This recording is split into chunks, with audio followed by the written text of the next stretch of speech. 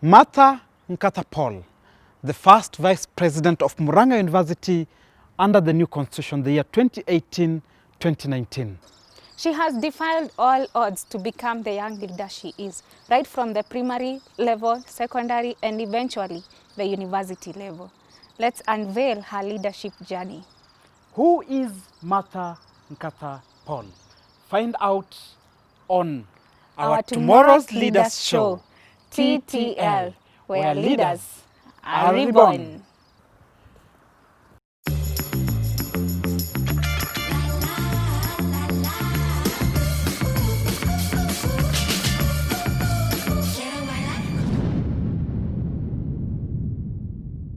Welcome to the Tomorrow's Leaders Show, and today we will be hosting the first Vice President of Muranga University under the new constitution, the amended one. And we will go a step further to know even about her opinions over the prevailing conditions and situations that have been brought about by the COVID pandemic. But to start with, we would like to know more about her and what she aspires in future. And to start with, Martha, maybe you can introduce yourself and tell us who you are and how your journey has been. Martha is a leader, a mentor, and an upcoming writer. My leadership journey began when I was in high school, because in Form 1, I was the first class prefect, and my point of note, we were actually vying for those positions in Form 1, and then throughout high school, I have been a leader there, as I served as the head girl. Then when I got to campus, I still had the passion for leadership, and so I was really looking forward to get into campus politics. Though I knew it wasn't easy, I had to develop a thick skin for it. And sure, I made it through. Mother, I would like to know about the experience you had during your campus politics, or rather the leadership you had, and probably the legacy that you have left behind. What would you want to be remembered with? It is really competitive, and so with one of the reasons why I chose to vie for the vice presidency. First, I actually stood up for treasury, but later I decided to go for vice presidency because I really wanted a position where I can serve people, where my influence can be felt. I'm very intentional to policy making. So I really wanted a position where I will influence the policy making process directly. And so, and of course, where we can interact with students, they can feel what I'm doing, and I can also feel what is on the ground, because we say kwa ground vitu ni different. So I really wanted a position whereby we can be with the student freely, we can interact every day. And so when it came to politics, we really did vibrant campaigns. It was very tough. I remember on the race we were 4 ladies. And of course, you know, you're trying to be the best candidate, and of course having loyal delegates. You know, that is the main issue, because you do a lot of campaigning to students where they vote for delegates, but even after the delegates you've really hunted for are voted in, it is now in their discretion to either vote you in or out. So we really had to labor on having loyal delegates. So it was really tough, but you know, with God, it was easy because it was my strength. I would proudly say that during our year of service, the academic year 2018-2019 of Muranga University, that year, even the bar remains where we raised it.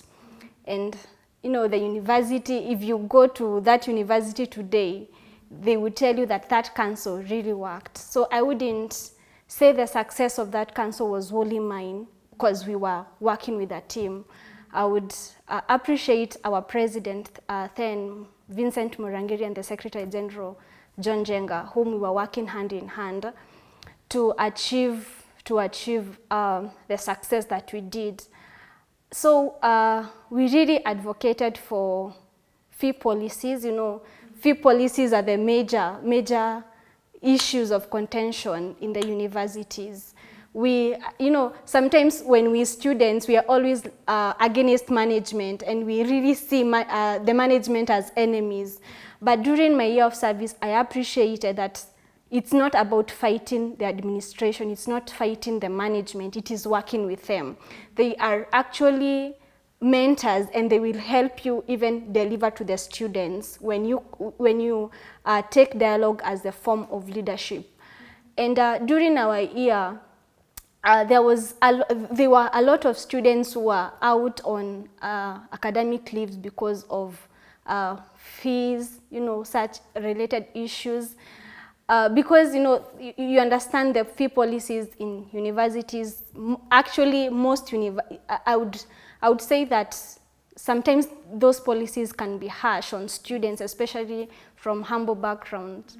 But during our year, we were able to talk with the management to make it a little bit more bearable for our students. And those years, in that year, I would say that students were able to sit for their exams. You know, they did not differ. Plus, you know, the security. You know, in my docket, mostly I was involved with linking the university with external organizations plus security. I would really brag today and say that during my year, I really reinforced the security of the students, keeping in mind that Muranga University is surrounded by police force. You know, we are strategically located, and so I was able to network. I was able to reach out to the police force and the administration, the police administration, and they reinforced the security of our students. So those two are the major things I would brag about, without leaving out the issue of mentorship in the institution. Because in the previous years, we had a lot of students. Actually, for sometimes we were always in the news for students either committing suicide or something, you know, when it comes to our social lives, you know, they were really highlighted from our university. And during my year, I was able to conduct forums where we really focus on empowering ourselves in our social areas, especially when it comes to developing ourselves, majorly developing ourselves. Yeah, both genders, men and the ladies. Okay. Yeah. Also, what do you think about the women leadership in the society? Do you think the women have taken up the right roles, or what do you think we should have done when it's in regards to leadership? And do you think we have really played our part in this? I would say the government has tried, and the issue or the problem would be us women. Because when we look at the Constitution, they have set certain seats for women, especially, you know, the women representative, you know. They have tried to accommodate the women, and especially also with the gender role. They have really tried. And also downscaling to the universities in the amended constitution, they also tried to bring in the issue of ladies, especially with the policy, with the new policies. So they have tried. The problem comes to the ladies, because I'll tell you for free, after me, when the next elections came for Muranga University, I had to do mobilization for ladies to step up to take those positions. And ladies, we just relax somehow, waiting for people to push us, waiting for people to tell us, step up, take the positions. You know, we are not really aggressive, and it's as if we really don't want to. We just want to settle for less. Let me use that word, because like in our university, you would always hear kuko na position ya gender and minority, you know. So, and no man would ever vie for that. Always ladies, they would, you know, vie for such positions. And so I would say the government has tried. The ball is on our side. You know, as ladies, we get aggressive, pia tukuwe na content, you know, because after all, sometimes we really don't work our way up. We want to get reinforcement from people, want to get endorsed. But how about we ladies? We know the power that is within us, the capability that is within us, and then we step up to take such positions. I believe women have so much power. You know, how we are wired, we can do a lot, especially when it comes to harnessing our strengths, and you know, how we are created and all. We can really work and have results. The other day I was looking at how countries have handled the crisis of COVID-19, and I was surprised to see that some of the countries that have women as the leaders, they're really, you know, managing the crisis so well. That is not to undermine men, but I can say that there is so much strength in women, and keeping our hands on to get into leadership. No, we are really good managers. Saying so. Look at our homes, how we make our homes, how we manage our homes. You know, the career women, looking at their lives, they are really nice. And so I would say that women leadership cannot be ignored. It's something we really need to embrace, because sometimes when we see women in leadership, sometimes men feel as if it is kind of competition, or, you know, it's like they're endangered. But it's the high time we embrace leaders, women in leadership. We support them, you know. Sometimes we, as women, we also fight one another. But it is the high time if we see a woman vying for any position, or a woman doing anything. Let me not say generally a woman, let us support one another. But it would also be really great if we focused on leadership itself and not the gender. Because sometimes we, like previously, when we were having the motion, you know, the impeachment of Kirinyaga governor, I was reading comments of people focusing on the gender rather than the leadership, because that is where we miss it all. If we focus on the governance in the lady or in that woman, or the leadership in that woman, it will make much more sense, because we can't keep on supporting a house that is falling, whose pillars are off. You know, it is good we support someone who has a vision, because leadership is all about vision. Everything rises or falls with leadership. So if we do that, then we shall be having a very strong leadership in the nation. Well, I would like us also to indulge in the recent, you know, and the prevailing circumstances and situations that are finding women as of now. We have all seen in the news headlines, in the social media, the fact that there is a rise in teen pregnancies. Mm-hmm. Do you think as women, or as the society at large, are we failing these youth, or what are we not doing that we should do? Are we not taking responsibilities? Are we not mentoring those young people? Where are we actually losing it? I would say it's quite alarming when we see our teenagers getting pregnant. I would not focus so much on the number, but even one instance of a teenager getting pregnant is so much alarming. It is heartbreaking. I mentioned that I'm a mentor. I focus mostly on high school mentorships, though I've also tried to do some campus mentorship, but small group campus mentorship. I would say teenage pregnancies, there are very many factors contributing to it, especially when we see the circumstances that they are happening. We can really, connect, join the dots and come up with something to mitigate. No, when it comes to us asking ourselves whether we are failing, yes, as a society we have terribly failed.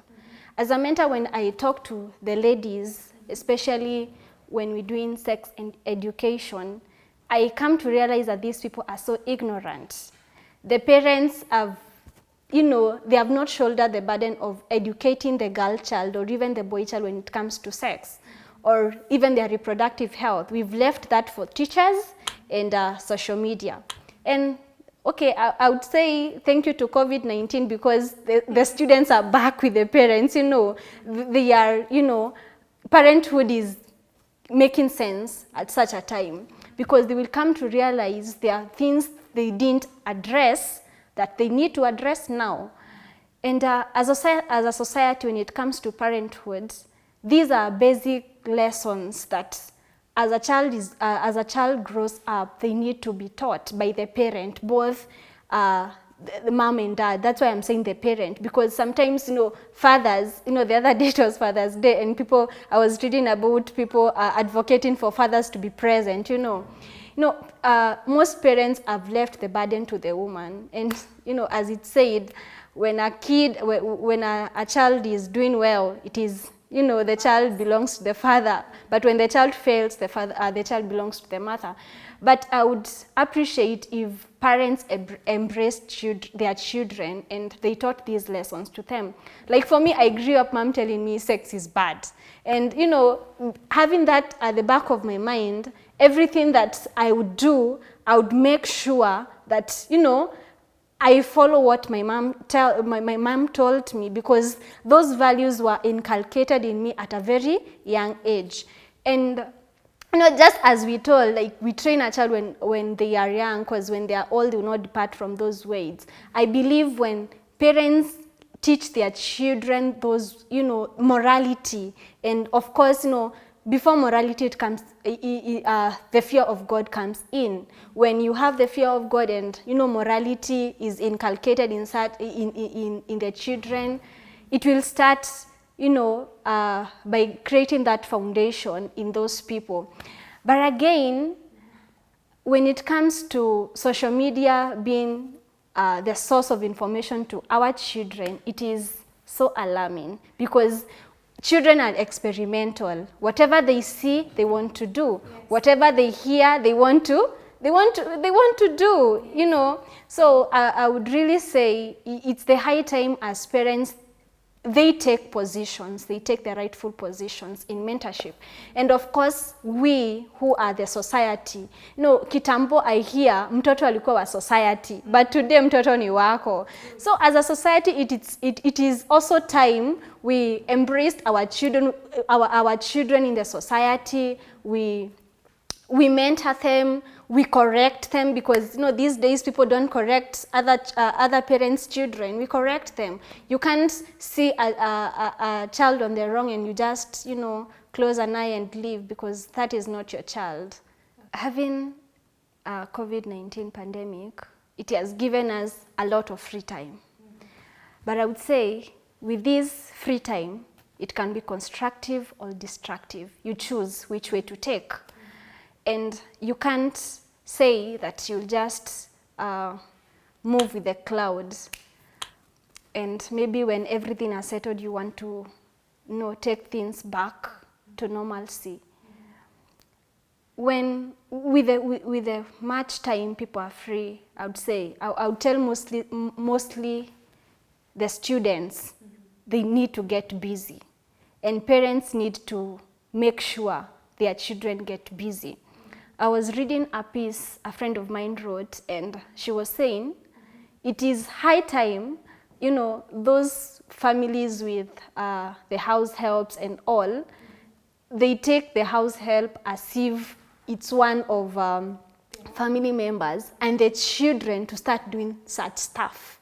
Because we are, the current trends, most children, they don't work at their homes, but this is a time to work at their home, maybe in their farms or in their houses. So it's the high time, they started looking for things to do just to get busy, because as it goes, an idle mind is devil's workshop. And of course, if they have, you know, they are saying learning is happening from their homes and on phones and everything. It is good they look for practical things to do, practical things to do, things that will involve their minds, their hands, because once you're free, I mean, man, and of course you can't read the whole day. Once you're free, you will always want to do something else. So I would advise them to be busy. And I will also advise parents who have, you know, for example, those who live in slums, you know, such conditions, you know, in those, actually such conditions, they will really contribute to teenage pregnancies, especially where, you know, the room is divided or very many people are sharing one room. It's time the parents get, they get really close to their children, also to help working here and there. From where you sit, where do you see yourself in the next 5 years to come? When it comes to leadership, I really want to grow my leadership skills. That is through learning and, of course, positioning myself strategically. I said I really love being in positions where I can influence policies. I really want to package myself so that should a position show up, I'm competent enough to go for it. And of course, when it comes to my personal life, I would want to grow. I just completed campus, so I'm still looking forward to getting, you know, my papers thicker than they are. Okay. Yeah. As we wind up, please tell us what drives you, the motivation and the role model, and a brief message to the young people, and especially the girl child or the women who are watching us today. First, I draw my inspiration from two people in the Bible, that is Joseph and Daniel. When it comes to leadership, I really admire the kind of leadership that was in Joseph, particularly how God packaged him for his journey. You know, the story in the Bible, how he was sold by his brothers, became a prisoner, then went to become a prime minister. He was a man of integrity, and in the Bible it is quoted of the policies Joseph initiated in Egypt, policies that it is written, such policies are used even today, and it's true.